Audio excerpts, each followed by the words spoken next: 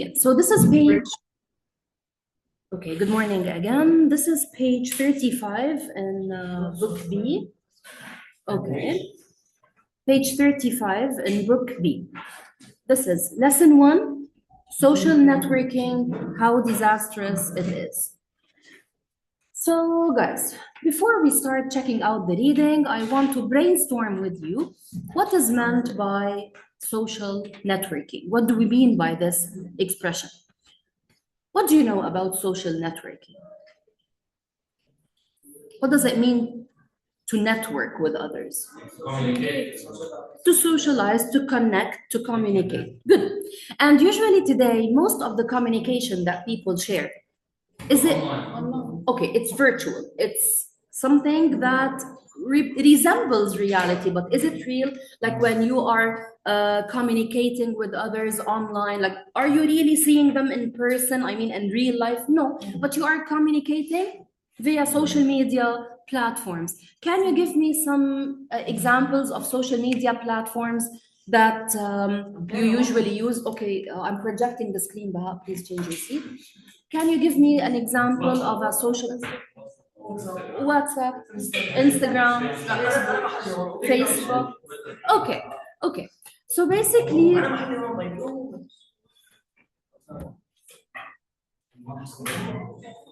okay. So usually, how long do you stay on social media? How long do you use it? 4 hours, 7 hours, around. Do you usually an average of 5 hours per day? Okay, so do you believe that this is too much time spent on social media? But still, many of you still do it. Like, even if you're taking so much time, but still you do it. Why do you do so? Because we spend time, okay? We call it a pastime activity. Pastime activity. Okay. And whom do you contact daily? Friends and family. And how do you feel while social networking? Does it give you any pleasure, any sense of satisfaction, relaxation? Okay, okay. And okay, now let's talk about your mindset, your way of thinking. How did social networking change you? In what way? How did it change your mindset, your way of thinking? Okay, like many people have changed after starting to use social media that much. Okay, but how did it change you? Of course, online students, you can also add your input. How did it change you? Like, for example, let me clarify my question. Personally, okay, I realized that not everything you see online, you should believe it. There are many fake lifestyles, or there are many people who pretend to be living in a certain way, but they're not, but they're preserving a certain image for themselves on social media platforms, and so on. For example, this is me on a personal level. That's what this is one of the lessons that social media have taught me. What about you guys? What things changed in your mindset? What did you learn, maybe, or like your social media use? What did it teach you? Yes, Karim. Okay, so you are shedding light on its positive aspect, which is you can have easy access to information, which is true.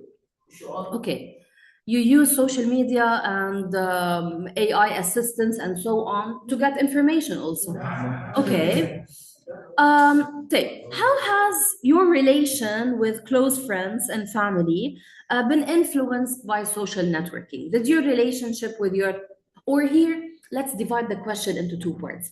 Did social media bring you closer to your friends? Yes. Of course.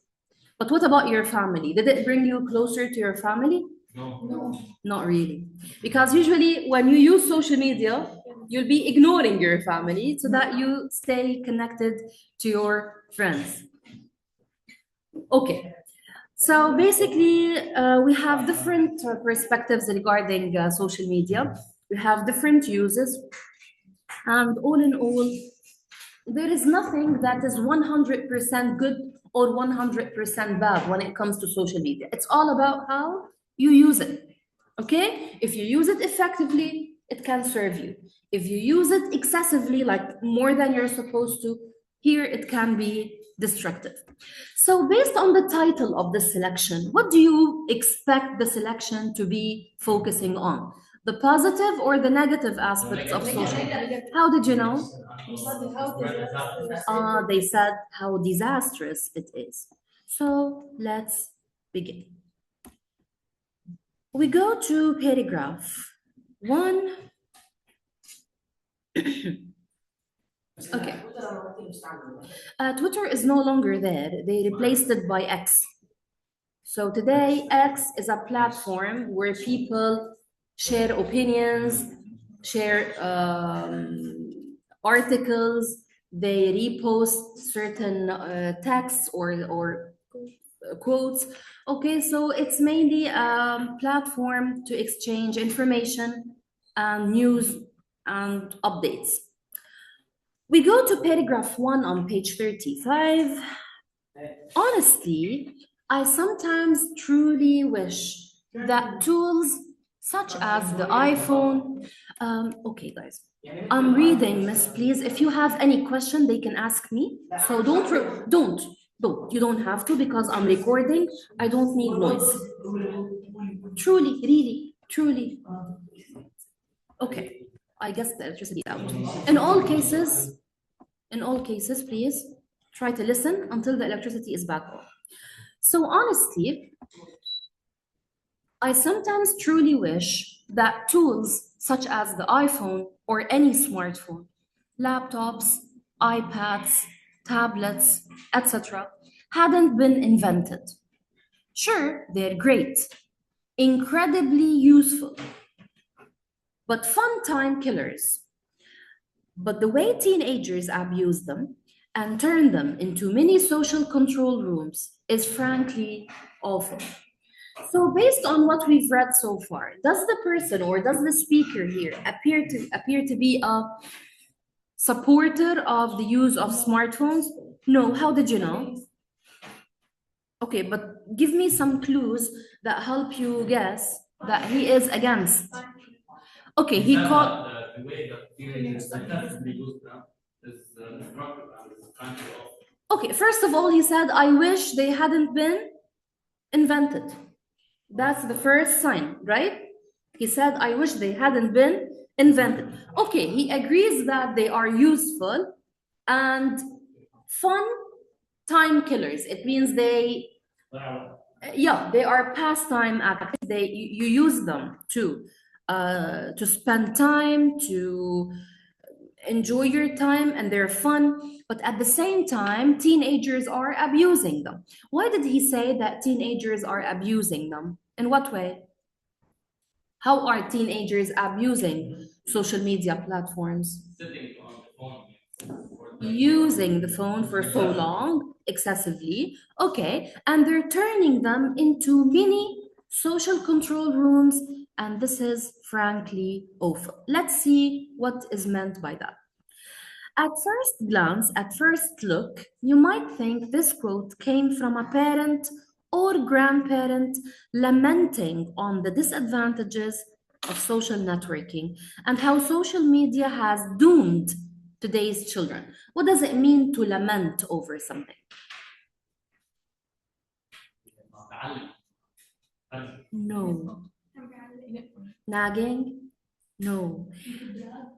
Look, when someone dies, they lament over the dead person. Like they grieve, they yell, they cry, they lament. So here, when someone said in paragraph 1, I wish smartphones hadn't been invented, the people who are listening thought that this could be a grandparent speaking, a parent, an old person who is lamenting on the disadvantages of social networking and how social media has doomed. When you doom something, it means like you curse it. Okay, it's doomed, it's unlucky, it's negative, it's bad. How it's dooming today's children.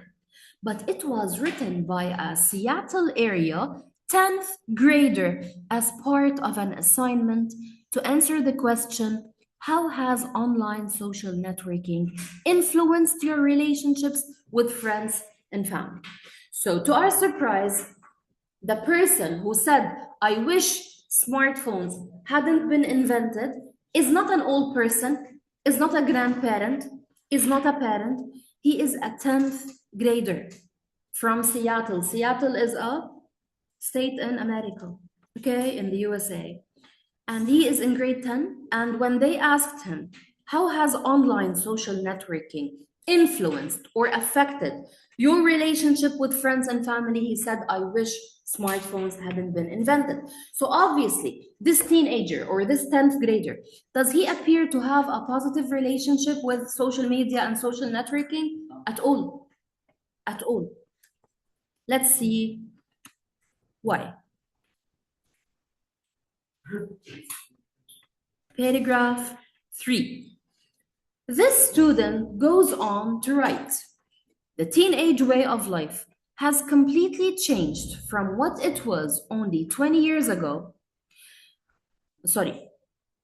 From what it was only 20 years ago. Now, there is a dramatic increase in face-to-face communication. Decrease. Now there is a dramatic decrease. I said increase? Oh, excuse me.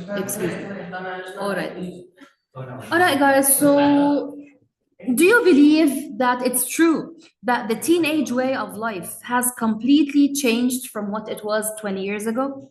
Of course, 20 years ago, when friends wanted to hang out together, they used to go out. They used to meet up.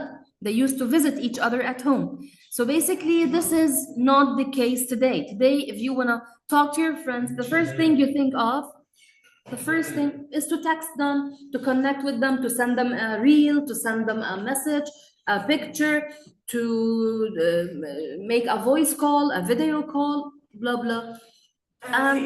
Okay, so this is the normal way of hanging out with friends today. So there is a dramatic decrease in face-to-face communication. Do you agree? Today you see your friends more than you text them? Yes. Okay, that's good. So this is not the case with everyone. Enter. Yes, sure. Enter. So, which reduces our generation's ability to interact with others on a speaking level. Okay? So, today we have a dramatic decrease. No, Karim. Karim, please sit on a separate desk. I'm already projecting the screen on the board. So, do you believe that more online time and less face-to-face time affects this generation's ability to interact with others on a speaking level? Yes. Like, because we got used to texting and the virtual relationships with our friends, this affected our ability to interact in real life. Some people I know, okay, they, for example, they text each other a lot on social media and they communicate a lot, but when they meet in person, they barely talk. This is a crisis. This is a crisis because it's showing us that people today are depending more on virtual communication, which is the online one, rather than real life communication. So this is affecting, of course, their social skills. We proceed to paragraph 4. A couple of weeks ago, one of my friends and I got into a fight, and she told me all of her feelings as to why she ignored me for 2 weeks, assuming it would have been really hard to say it to my face. She sent me a text message. Does it actually happen to you that whenever you want to express feelings, Yamar, you prefer not to talk to that person in person, like face to face? You prefer to send them a long text expressing your feelings, your anger, your happiness, your love, your care, blah, blah, blah. Do you really find it easier for you to text your feelings rather than speak about them? Yes, Lara. Omar, do you prefer to speak out about your feelings or to text your feelings? Speak out, Karim. Speak out, Karim. Speak out, Limar. Text. I understand. I speak out. I wish I can mute right now just to speak to Baha. Okay. في يوم والله فهمت انا يعني بس انه ما انا كذا ضغط جاد.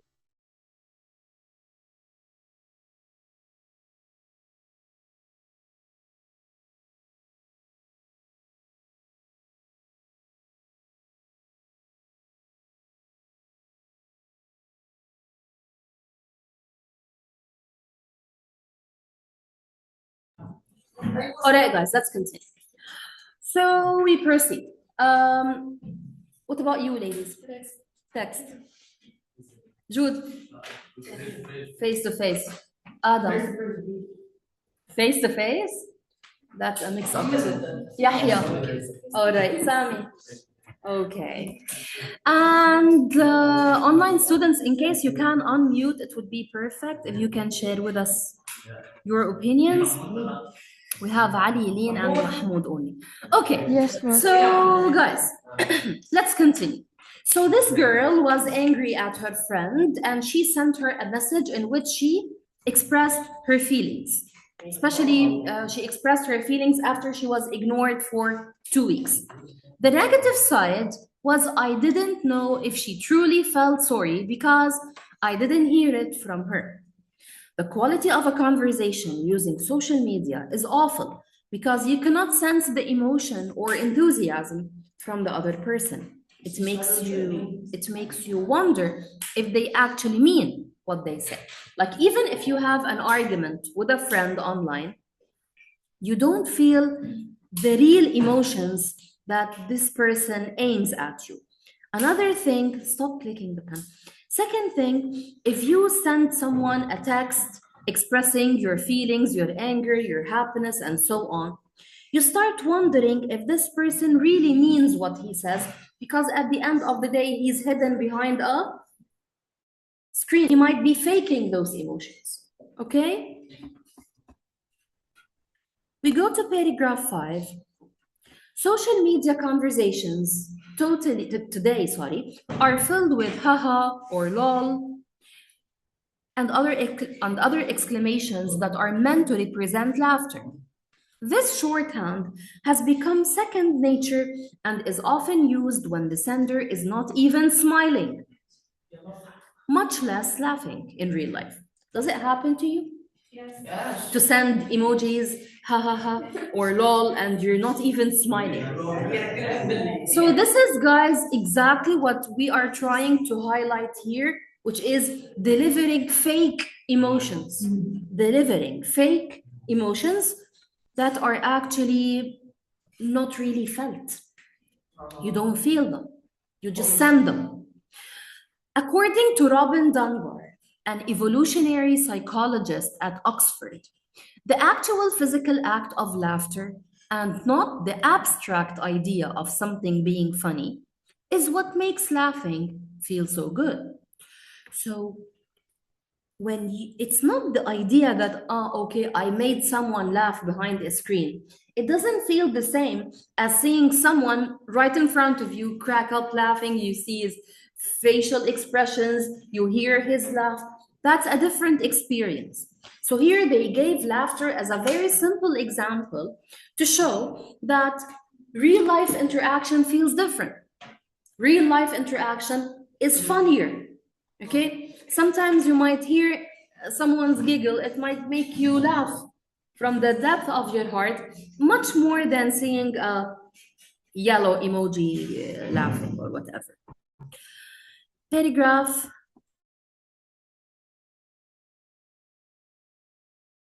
6. Of social networking, the quality of conversations has dropped. I believe that people are spending so much time online that they don't always understand the feeling, emotion, or character of the person they are talking to. This applies to texting strangers. Does anybody here have an online friend whom they don't really know in person? Okay, so mainly this person is a stranger to you. Okay, do you feel that the quality of the conversation that you have with this person and the time that you spend online with him or her, does it really reveal the real feelings towards him, real emotions? Does this type of conversation show you the real character of that person? Do you believe that it's a yes? But I mean, what if you meet this person in real life and you see a totally different image? Maybe at first it might be a very awkward situation that you're used to him online, but when you see him in person, it feels different. Maybe. Okay. And also, everything happens. Everything. Okay. And also, guys, and so the person himself, please, the person himself might be different in real life. عندي بس لين لين ومحمود وعلي اونلاين لين ومحمود وعلي محمود سليم وعلي حلو علي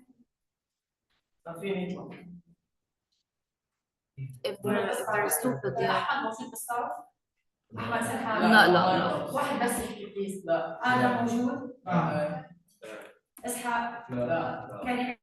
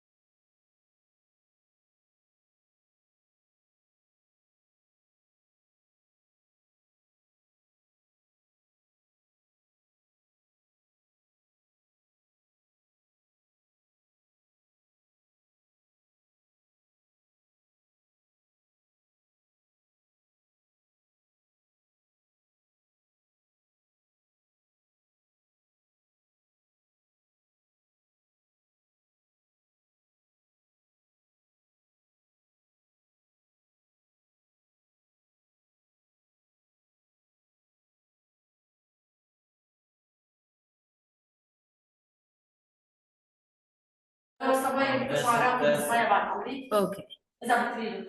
Okay, guys. So, can we please continue?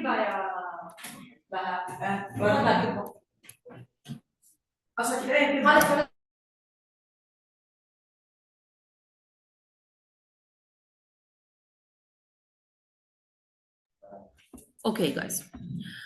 So let's please proceed. Sorry about the delay, but yes, Marwa. Okay, no worries. Okay, so we proceed now to paragraph. No, we were reading something, an idea. Okay, we were reading paragraph 6, and we said that sometimes you might be talking to someone online. This person, in case you haven't seen him in real life, then he's an online friend, virtual friend. This person, you might be sharing very honest conversation with him, real feelings. You might think that you know him, but once you see this person in real life, things might be different. The experience might be different. The person might be someone who is totally different from the image that you have expected to see about him. Okay? In paragraph 7, they said, social networking has ruined the thoughtfulness in basically saying hello in person. For instance, you could say hello to your friend in Germany with Facebook, chat in seconds, but what if there was no way to communicate via social networking?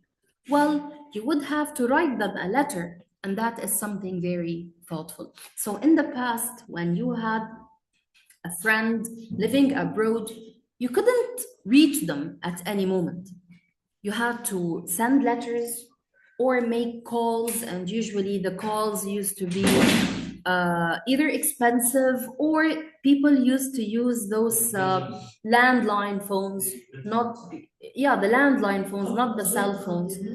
Okay, so the process used to be a bit complex, but today it's super easy. You chat, you text, you have video calls, and so on. So it's ruining the thoughtfulness.